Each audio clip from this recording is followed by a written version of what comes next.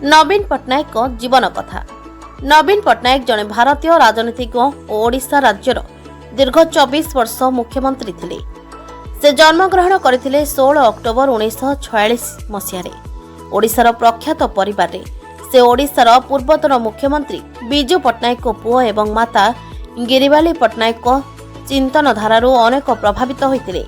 एहा सहित से एक राजनीतिक दृढ़ परिवार रे जन्मग्रहण करथिबा सत्ते से प्रारंभरू एक स्वतंत्र और सरल जीवनर प्रेमी थिले।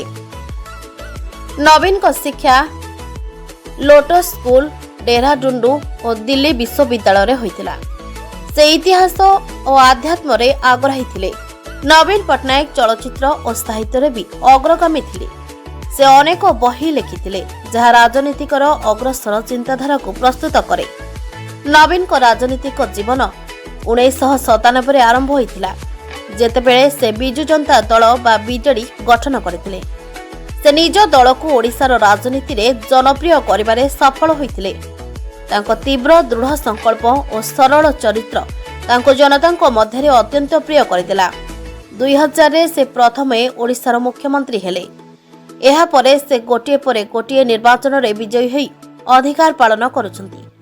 तांको नेतृत्व रे ओडिशा आर्थिक और सामाजिक मानचित्र रे आगकु बढ़ितला। से अनेक प्रकल्प आरंभ करथिले जे माने गरीब और पिछि जाइथिबा लोकंको जीवन को माडिदेला। गरीब जनसाधारण को पई से भोजन योजना, शिक्षा रे अग्रगति और राष्ट्रीय जनजीवन रे ओडिशा को सम्मान देबार लक्ष्य सह तांकर पदक्षेप अपूर्व थिला।